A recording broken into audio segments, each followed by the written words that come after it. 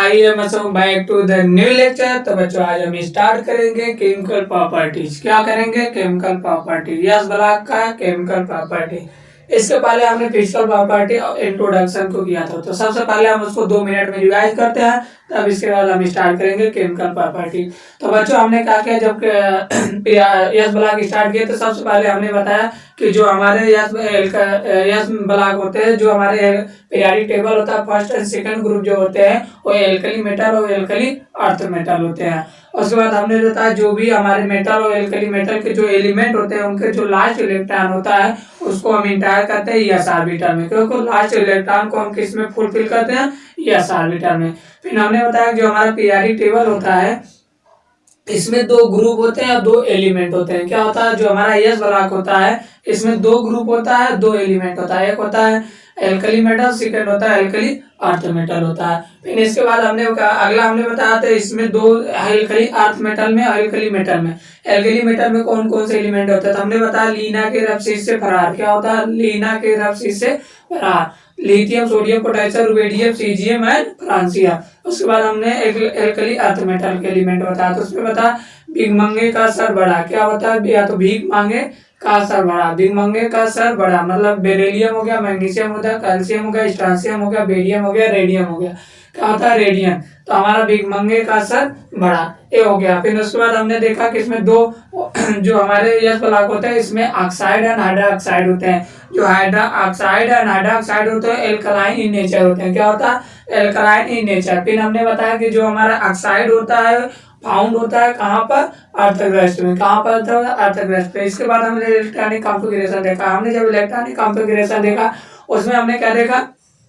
उसमें देखा जो एल्कली मेटल होता है वो उसका इलेक्ट्रॉनिक कॉन्फ़िगरेशन होता है NS1 होता है। जो एल्कली अर्थ मेटल होता है इसका इलेक्ट्रॉनिक कॉन्फ़िगरेशन होता है NS2 होता है। फिर लिथियम एंड बेरिलियम होता है, इसकी प्रॉपर्टी जो होता है सेम होता है, लेकिन इन्हें क्या होता है? डिफरेंट ग्रुप में रखा गया। लिथियम फर्स्ट ग्रुप में रखा गया और जो बेरिलियम होता है उसे सेकेंड ग्रुप में रखा, लेकिन इनकी प्रॉपर्टी सेम होती है। फिर इसके बाद इसमें डायगोनल देखते हैं। जब डायगोनल रिलेशनशिप देखते हैं तो हमारा जो लिथियम का डायगोनल होता है वो मैग्नीशियम होता है, जो बेरिलियम का डायगोनल होता है वो हमारा किसका होता है? एल्युमिनियम का। ये हमारा हो गया इंट्रोडक्शन। इसके बाद हमने स्टार्ट किया एल्कली मेटल। जब हमने एल्कली मेटल देखा तो हमारे जब एल्कली मेटल थे इसमें सबसे पहले हमने इलेक्ट्रॉनिक कॉन्फ़िगरेशन किया। इसके बाद हमने इलेक्ट्रॉनिक कॉन्फ़िगरेशन के लिए लिथियम कार्बोनेट सबका हम क्या कहते हैं? इलेक्ट्रॉनिक कॉन्फ़िगरेशन किए। जब हमने इलेक्ट्रॉनिक कॉन्फ़िगरेशन किया तो हमने बताया कि जो हमारा जैसे लिथियम है तो जो हम सबसे पहले हम इनर्ट गैस रखेंगे उसके बाद उसका कॉन्फ़िगरेशन कर देंगे। तो इनर्ट गैस जैसे हमारा हो गया लिथियम का हमारा 3 होता है तो हमने इनर्ट गैस हीलियम रख दिया, NH2 इसका हो गया और 1s1 हो गया हमारा लिथियम। मतलब इसको पहले हम इनर्ट गैस रख के उसके बाद हम इसका कॉन्फ़िगरेशन करेंगे तो हमारे बहुत छोटे में हो जाएगा। और उसके बाद इसके बाद हम देखे थे एटॉमिक एंड आयनिक रेडियाई। क्या होता है? एटॉमिक एंड आयनिक रेडियाई जो होता है large and increase in down the group. क्या होता है? जो है एटॉमिक और आयनिक रेडियाई होता है वो लार्ज होता है और decrease in down the group. जैसे जैसे हम नीचे की तरफ जाएंगे हमारी आयनिक रेडियाई और एटॉमिक रेडियाई जो साइज होता है वो बढ़ता जाता है। फिर इसके बाद हमारा आता है आयनाइजेशन एंथैल्पी। आयनाइजेशन एंथैल्पी जो होता है लो होता है। जो हमारा आयनाइजेशन एंथैल्पी होता है लो होता है और decrease in down the group. क्या होता है? जैसे जैसे हम डाउन ग्रुप जाते हैं वो हमारा आयनाइजेशन एंथैल्पी डिक्रीज करता जाएगा। फिर इसके बाद हमने देखा हाइड्रेशन एंथैल्पी।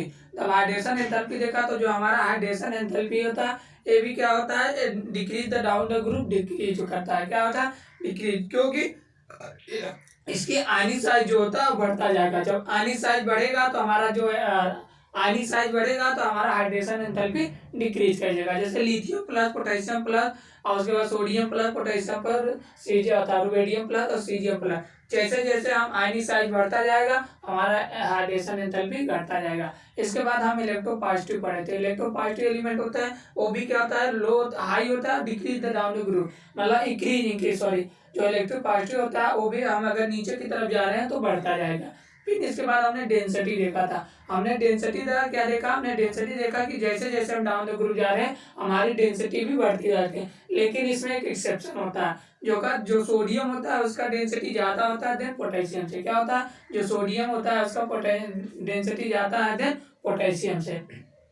फिर इसके बाद हमारा आता है ये हो गया हमारा और उसके बाद हमने ये पढ़ा मतलब उसके बाद हम कंडक्टिविटी। क्या होता है कंडक्टिविटी? हमने कंडक्टिविटी देखा तो जो इसमें वैलेंसी इलेक्ट्रॉन होते हैं लूजली प्रेजेंट होते हैं और क्या फ्री मूव करते रहते हैं। क्या होता है जो मेटल होता है उस पर फ्री मूव करते रहते हैं, इसलिए good conductor of the heat and electricity होता है। जो हमारा कंडक्टिविटी होता है वो उसमें जो वैलेंसी इलेक्ट्रॉन होता है लूजली अरेंज होता है जो फ्री मूव करते हैं मेटल पे, इसलिए इसे बोलते हैं good conductor of the heat and electricity.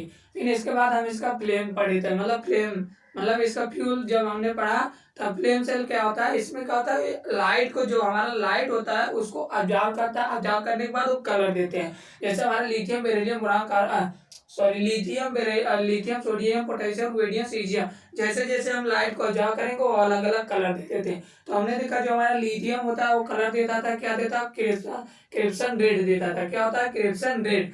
जो हमारा लिथियम होता है वो क्रिप्सन रेड देता था। फिर हमने सोडियम बता, तो जैसे सोडियम लिया हमें तो समुद्र किनारे चलाया, समुद्र में येलो कलर दिखने लगता है। जो हमारे जब समुद्र से लहर आती है तो जो किनारे देखेंगे तो पीले पीले सब जम जाते हैं, तो इसको सफाई करके तब हम नमक बनाते हैं। तो इसीलिए हम बोलते हैं जो हमारा नमक होता है, जो हमारा सोडियम होता है वो गोल्डन येलो कलर का होता है। फिर हमारा पोटेशियम जो होता है उसको देखा तो वायलेट कलर जाकर लेता था।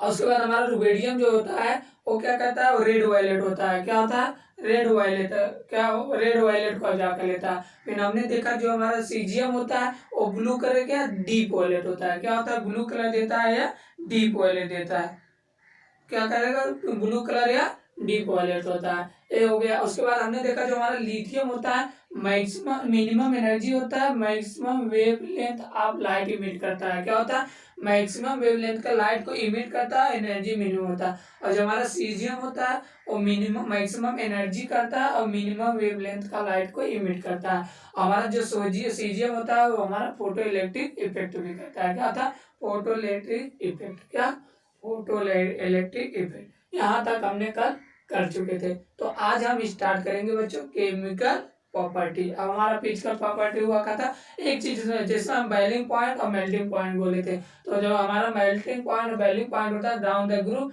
डिक्रीज होता है, क्योंकि जो हमारा boiling point proportional to metallic strength. क्या होता है प्रोपोर्शनल टू होता है मेटेलिक स्ट्रेंथ।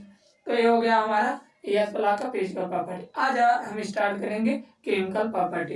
तो सबसे पहले हम देखते हैं केमिकल प्रॉपर्टी रिएक्टिविटी। क्या होता है रिएक्टिविटी?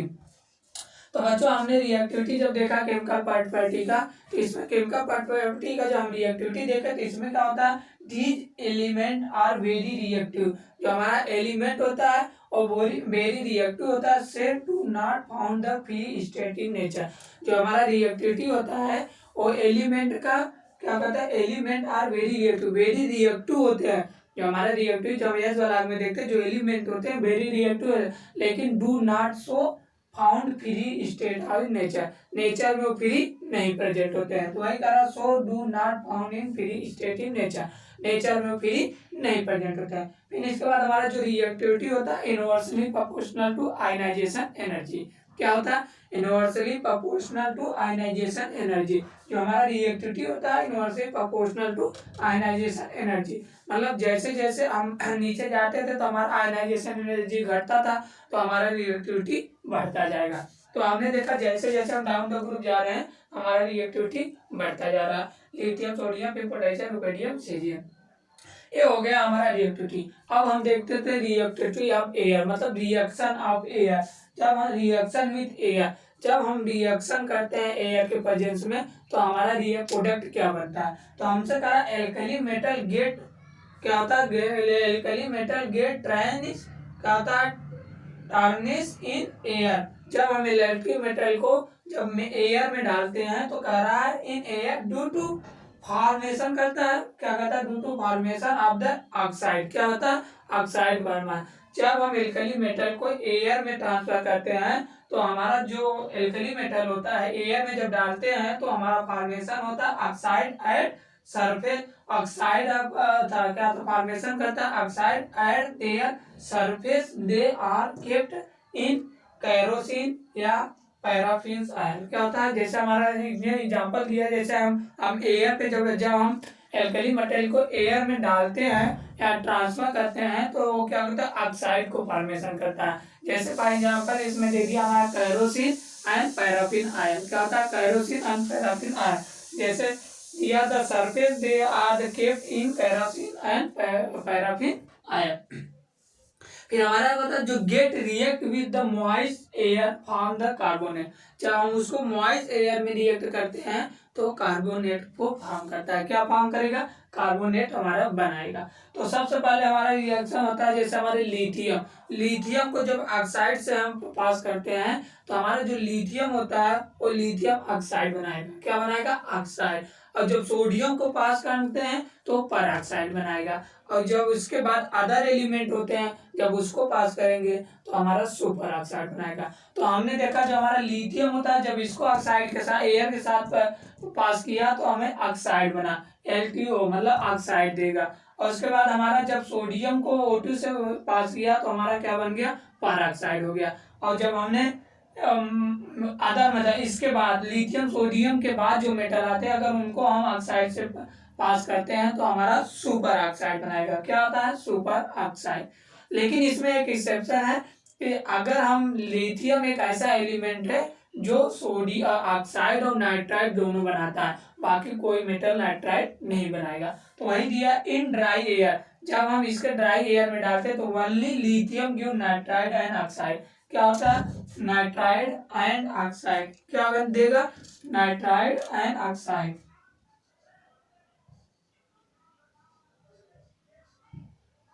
क्या देगा? नाइट्राइड एंड ऑक्साइड बोथ देगा। लेकिन other element give only oxide, जो और एलिमेंट है वो केवल ऑक्साइड कर देगा। तो लिथियम का नाइट्राइड ऑक्साइड हो गए। तो बच्चों हमने क्या देखा? हमने देखा कि जब भी हम एल्कली मेटल को एयर में डालते हैं तो उसको क्या करता है? ऑक्साइड को फॉर्मेशन करता है। क्या होता है? ऑक्साइड को फॉर्मेशन करता है। लेकिन अगर हम मॉइस्ट एयर में डालेंगे तो कार्बोनेट बनाता है। क्या होता है? कार्बोनेट।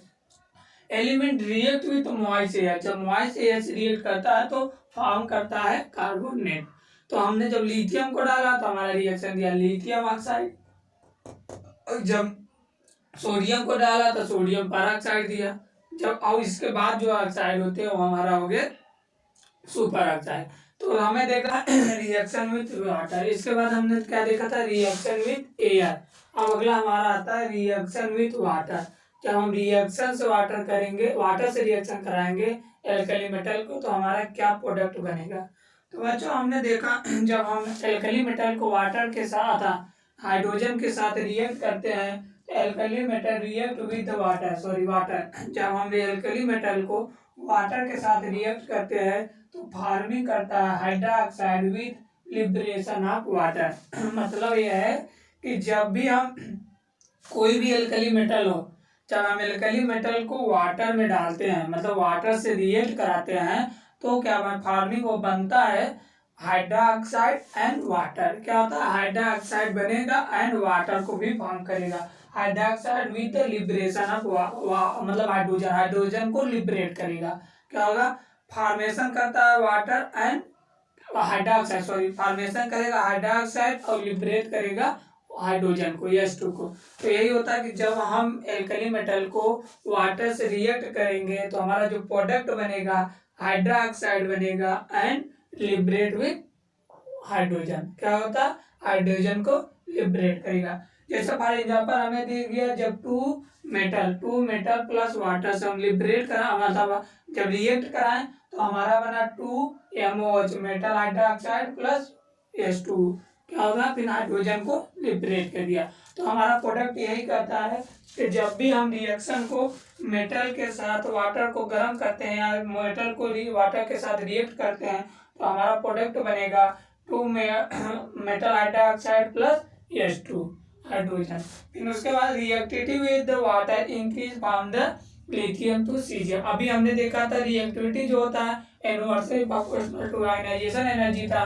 तो जैसे जैसे हम नीचे की तरफ जाएंगे तो हमारा रिएक्टिविटी बढ़ेगा। जब रिएक्टिविटी बढ़ेगा तो कह रहा है monoxide give the strongly alkaline solution. जो मोनोऑक्साइड होता है वो बनता है strongly alkaline solution with water. जो हमारा मोनोऑक्साइड होता है वो स्ट्रांगली ऑक्साइड क्या होता है? स्ट्रांगली एल्कलाइन सोल्यूशन में जब डालते हैं तो वाटर विथ वाटर क्या होता है? स्ट्रांगली मोनोऑक्साइड गिव देता है strongly alkaline solution with water. जैसे हमारा मोनोऑक्साइड हुआ, जब वाटर से हम गर्म किए तो हमारा क्या हो गया, मेटल हाइड्रोक्साइड बन गया। क्या बन गया, मेटल हाइड्रोक्साइड। मतलब इसका कहना यह है कि जब भी हम मोनोऑक्साइड को strongly alkaline solution with water में रिएक्शन कराते हैं तो हमारा मेटल हाइड्रोक्साइड भी बनेगा। तो जैसे हमारा मोनोऑक्साइड हो गया M2O, जब इसको हम वाटर से लिबरेट कराएंगे या गर्म करेंगे या रिएक्ट कराएंगे तो हमारा बनेगा 2MOH, मतलब 2 मेटल हाइड्रोक्साइड। फिर ये हो गया हमारा रिएक्शन विथ वाटर। तो बच्चों हमने रिएक्शन विथ वाटर क्या देखा कि जब भी हम मेटल को वाटर के साथ रिएक्ट करेंगे तो हमारा जो प्रोडक्ट बनेगा मेटल हाइड्रोक्साइड प्लस H2। फिर उसके बाद हमने कहा जो रिएक्टिविटी होता है हमारा लिथियम तो सीजियम बढ़ता जाएगा, तो हमारा जो मोनोऑक्साइड होता है जब उसको हम क्या स्ट्रांगली एल्कलाइन मीडियम क्या होता है एल्कलाइन सॉल्यूशन विथ वाटर में डालेंगे तो हमें फिर वो भी हाइड्रोक्साइड देगा। जब हम मोनोऑक्साइड को वाटर से रिएक्ट कराएं तो हमारा प्रोडक्ट बना मेटल हाइड्रोक्साइड। अब अगला हमारा आता है reaction with water, reaction with hydrogen. क्या होता है, जब हम रिएक्शन करते हैं हाइड्रोजन से तो हमारा प्रोडक्ट क्या बनेगा। तो हमने देखा जब हम रिएक्शन करेंगे हाइड्रोजन से alkali metal combined with hydrogen, क्या होता है जब हमारा एल्कली मेटल जो होता है जब वाटर से कंबाइन करता है और हाइड्रोजन से कंबाइन करता है तो फार्मिंग करता है आयनिक हाइड्राइड। क्या बनाएगा, आयनिक हाइड्राइड। यही है कि जब हम एल्कली मेटल को हाइड्रोजन से कंबाइन करेंगे तो हमारा जो बनेगा वो बनेगा आयनिक हाइड्राइड बनेगा। क्या बनेगा, आयनिक हाइड्राइड। फॉर एग्जाम्पल जैसे दिया है 2M प्लस H2, जब हम मेटल प्लस H2 को गर्म करें या रिएक्ट कराएं तो हमारा क्या बना 2MH, मतलब आयनिक हाइड्राइड बन गया। क्या होता है, आयनिक हाइड्राइड। तो फिर अगला हमसे बोल रहा है कि metal hydroxide of alkali metal are, जो हमारा मेटल ऑक्साइड होता है हाइड्राइड ऑफ एल्कली मेटल, जो hydride of alkali metal are attack by the water. फिर अगर जो हमारा हाइड्राइड ऑफ एल्कली मेटल होता है अगर पुनः उसे हम वाटर से अटैक करा देते तो फिर से हमारा जो हाइड्रोजन होता है फिर वो बन जाता है। क्या होता है, दोबारा हाइड्रोजन बन जाएगा। तो वही attack with water to give back the hydrogen, फिर से वो हाइड्रोजन बन जाएगा। जैसे फॉर एग्जांपल दिया 2MH, ये हमारा आयनिक हाइड्राइड हो गया, जब वाटर से रिएक्ट कराया तो हमारा हाइड्रोक्साइड प्लस हाइड्रोजन निकल गया। क्या होता है, हाइड्रोजन निकल गया। मतलब इसका ये कहना है कि जब हम hydride of metal alkali metal जो होता है, जो हमारा हाइड्राइड ऑफ एल्कली मेटल है अगर हम उससे वाटर से रिएक्ट कराते हैं क्या होता है, अटैक विथ वाटर, जब वाटर में से हम अटैक कराते हैं गिव बैक द हाइड्रोजन, मतलब तो दोबारा वह हाइड्रोजन को लिबरेट कर देगा, मतलब फिर से वह हाइड्रोजन बन जाएगा। जैसे हमारा आयनिक हाइड्राइड है प्लस वाटर को जब हम गर्म किए तो हमारा यहाँ मेटल हाइड्रोक्साइड प्लस H2 निकल गया। फिर हमें ये बताता है जो हमारा हाइड्राइड होता डाई हाइड्रोजन होता है या हाइड्रोजन होता है वो क्या होता है, जो हमारा एल्कली मेटल हाइड्राइड होता है are ionic and highly melting point होता है। क्या होता है, आयनिक सॉलिड होता है विथ हाई मेल्टिंग पॉइंट होता है। जो हमारा हाइड्रोजन होता है एल्कली मेटल हाइड्रोजन होता है, जैसे हमारा लिथियम हाइड्राइड हो गया, सोडियम हाइड्राइड हो गया, पोटेशियम हाइड्राइड हो गया, ये क्या होते हैं, आयनिक हाइड्रोजन होते हैं। क्या, आयनिक हाइड्रोजन। तो हमारा जो एल्कली हाइड्राइड होता है एल्कली हाइड्राइड होते हैं वो क्या होते हैं, आयनिक solid and high melting point होते हैं। क्या होता है, highly solid and ionic solid and high melting point होता है। फिर हमने देखा जो हमारा हाइड्राइड होते हैं जैसे हमारा lithium hydride, sodium hydride, potassium hydride, तो जैसे जैसे हम डाउन द ग्रुप जाते हैं जैसे हमने देखा हमारा हो गया lithium hydride, sodium hydride, potassium hydride, rubidium hydride और सीजियम हाइड्राइड। तो जैसे जैसे हम डाउन द ग्रुप जाएंगे तो हमारा जो थर्मल स्टेबिलिटी होगा क्या होगा, थर्मल स्टेबिलिटी जो होगा हमारा घटेगा। क्या होगा, घटेगा। और जो बेसिक प्रोसेस जो बेसिक प्रॉपर्टी होगा वो इंक्रीज करेगा। क्या होता, जैसे जैसे हम डाउन द ग्रुप जाएंगे तो हमारा जो थर्मल स्टेबिलिटी होगा वो इंक्रीज करेगा और बेसिक जो प्रॉपर्टीज होता है बेसिक स्ट्रेंथ वो डिक्रीज करेगा। सॉरी उल्टा हो गया, ये डिक्रीज करेगा और ये इंक्रीज करेगा। तो ये हो गया हमारा रिएक्शन विद हाइड्रोजन। अब अगला हमारा आता है रिएक्शन विथ हाइलाइट। हाइलाइट अब क्या देखेंगे, हाइलाइट में क्या देखेंगे कि जब हम किसी भी एल्कली मेटल को हाइलाइट साथ रिएक्ट कराते हैं तो हमारा प्रोडक्ट क्या देता है। तो बच्चों हम देखते हैं जब भी हम एल्कली मेटल को डायरेक्टली विथ हाइड्रोजन, क्या होता है, उसको रिएक्ट करते हैं डायरेक्टली विथ हाइड्रोजन, तो हमें क्या फॉर्म करता है, MX मेटल हाइलाइट। क्या बनना फॉर्म करेगा, मेटल हाइलाइट। मतलब जब भी हम मेटल हाइलाइट एल्कली मेटल को डायरेक्ट हाइलाइट के साथ रिएक्ट कराते हैं तो हमें क्या फॉर्म करता है, मेटल हाइलाइट। क्या होता है, MX मतलब मेटल हाइलाइट। फिर ionic nature of the metal halide, जो हमारा ionic nature of metal halide होता है, increase from lithium chloride to sodium chloride. मतलब जब हम आयनिक नेचर देते हैं मेटल हाइलाइट का, वो इंक्रीज करता है फ्रॉम डाउन द ग्रुप, मतलब लिथियम टू सीजियम जाने पर हमारा जो आयनिक मेटल नेचर होता है हाइलाइट का वो इंक्रीज करता है। फिर सेकेंड करा लिथियम क्लोराइड जो होता है कोवैलेंट इन नेचर होता है। जो हमारा लिथियम क्लोराइड होता है वो कोवैलेंट इन नेचर होता है। क्या होता है, कोवैलेंट इन नेचर। जो हमारा लिथियम क्लोराइड होता है वो कोवैलेंट इन नेचर होता है। क्यों कोवैलेंट इन नेचर होता है, क्योंकि हमारा जो लिथियम क्लोराइड होता है, जो हमारे पोलराइजेशन ऑफ क्लोराइड होता है, पोलराइजेशन ऑफ क्लोराइड आयंस, जो हमारा polarisation of chloride ions by the, क्या होता है, कोलाइसिस of ion by the small lithium ion. क्या होता है, स्मॉल लिथियम कैटायन मतलब लिथियम आयन। तो हमारा जो लिथियम क्लोराइड होता है वो क्या होता है, कोवैलेंट इन नेचर होता है। क्या होता है, कोवैलेंट इन नेचर, क्योंकि जो हमारा पोलराइज ऑफ क्लोराइड आयन होता है वो स्मॉल होता है देन लिथियम आयन से। क्या होता है, लिथियम आयन से। फिर हमें कहा hence it tendency of the hydrolysis is more, और इसका जो टेंडेंसी ऑफ हाइड्रोलिसिस होता है वो ज्यादा होता है। क्या होता है, मोर होता है, मतलब वो ज्यादा होता है। तो हम देखें जो टेंडेंसी ऑफ हाइड्रोलिसिस होता है वो मोर होता है। फिर हमारा कहता है जो potassium rubidium and caesium highlight होता है, potassium rubidium and caesium highlight होता है, react with the more hydrogen to give chloride होता है पोली हाइलाइट। क्या होता है, अगर हम लिथियम हमारा पोटेशियम क्या हो गया, पोटेशियम रुबिडियम अगर सीजियम को highlight react with more hydrogen, अगर लिथियम अथवा पोटेशियम रुबिडियम सीजियम को हाइलाइट जो होता है रिएक्ट विद मोर हाइलाइट, तो हमें क्या होता है, पोली हाइलाइट बनेगा। क्या होता है, पोली हाइलाइट मिलेगा। जैसे हमारा पोटेशियम आयोडाइड बा, इसको I2 से अगर हम रिएक्ट करते हैं तो हमारा प्रोडक्ट बनेगा KI2।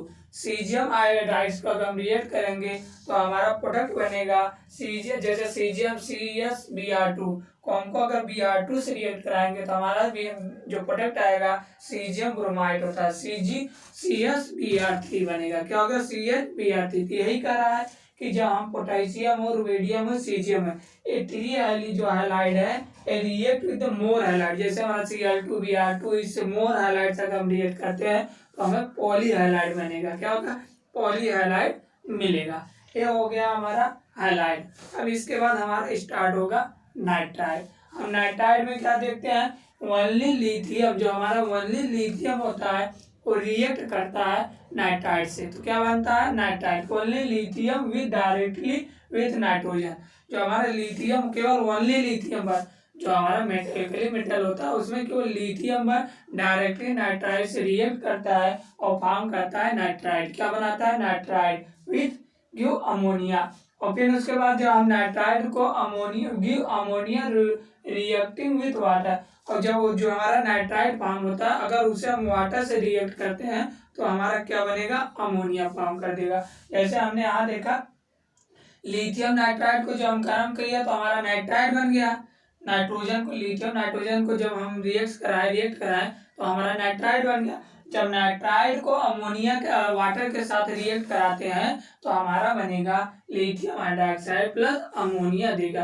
पहले हमारा अमोनिया नहीं देगा, पहले हम लिथियम को नाइट्रोजन के साथ रिएक्ट कराएंगे तो नाइट्राइड बनेगा। जब नाइट्राइड को हम वाटर के साथ गर्म करेंगे तब हमें क्या मिलेगा, अमोनिया। क्या मिलेगा, अमोनिया मिल जाएगा। ये हो गया हमारा नाइट्राइड। अब उसके बाद देखो हमारा अगला आता है सॉल्बिलिटी इन लिक्विड अमोनिया। जब हम मेटल को अमोनिया में डालते हैं तो उसका सॉल्युबिलिटी क्या होता है देखते हैं। तो हमने देखा all the alkali metal dissolve in ammonia liquid, जितने भी एल्कली मेटल होते हैं वो अमोनिया लिक्विड में डिजॉल्व होते हैं। तो वही कहा all the alkali metal dissolve in liquid ammonia is a good ammonia and produce blue colour solution. जब कोई भी ऑल द एल्कली मेटल, कोई मतलब जितने भी एल्कली मेटल है वो क्या होता है डिजॉल्व इन अमोनिया, जब उसे हम अमोनियम डिजॉल्व करते हैं तो हमें ब्लू कलर सोल्यूशन मिलता है। कैसा कलर? Blue colour solution. मतलब कोई भी मेटल को कोई भी एल्कली मेटल को जब हम अमोनिया में डिजॉल्व करेंगे तो हमें कैसा कलर देगा? Blue colour. क्या? ब्लू। तो हमें ब्लू कलर मिलेगा। क्यों? कि हमें का सॉल्यूशन इज गुड कंडक्टर। जो हमें सॉल्यूशन होता है जो ब्लू कलर होता है वो मोर रिएक्टिव होता है। क्या होता है? रिड्यूसिंग, जो हमारा ब्लू कलर होता है वो रिड्यूसिंग इन नेचर, जो हमारा ब्लू कलर होता है वो रिड्यूसिंग इन नेचर होता है। क्या होता है? Reducing in nature solution due to presence of the ammonium ion. जो हमारा ब्लू कलर होता है वो रिड्यूसिंग इन नेचर होता है due to the presence of the ammonium ion. क्या होता है? Ammonium electron. क्या होता है?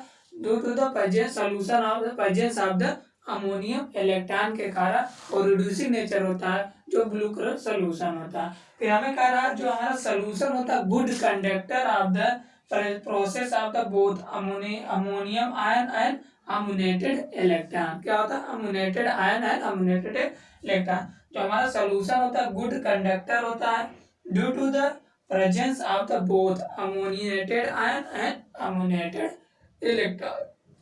फिर उसके बाद हमारा इसके बाद हम देखें आयन एंड अमोनियम इलेक्ट्रॉन। जैसे हमारा metal X plus Y ammonia से जब रिएक्ट कराएं तो हमारा बन गया अमोनियम मेटल अमोनिएटेड और उसके बाद इलेक्ट्रॉन अमोनिएटेड। क्या होता है? अमोनिएटेड आयन बन गया और अमोनिएटेड इलेक्ट्रॉन बन गया। ये हो गया हमारा सॉल्यूशन ऑफ द क्या कहते हैं solubility of the ammoniated electron. तो जो हमारा due to the solution of the जो हमारा सॉल्यूशन होता है ये पैरामैग्नेटिक इन नेचर होता है। जो हमारा ये सॉल्यूशन होता है इसमें तो नहीं दिखेगा, तो हमारा जो ये सॉल्यूशन होता है ये पैरामैग्नेटिक इन नेचर होता है।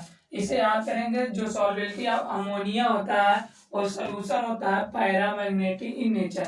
यही लिख लेंगे पैरामैग्नेटिक इन नेचर, पैरा यही लिख लेंगे, उसमें नहीं दिखेगा तो यहाँ लिखेंगे जो हमारा सॉल्युबिलिटी ऑफ अमोनिया लिक्विड होता है वो पैरामैग्नेटिक इन नेचर होता है। क्या होता है?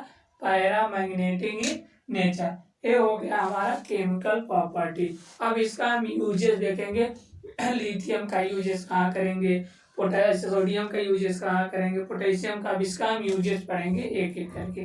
तो बच्चों ये हो गया हमारा पूरा केमिकल प्रॉपर्टी। अब हम स्टार्ट करेंगे यूजेस। अब इसका यूजेस कहाँ करेंगे।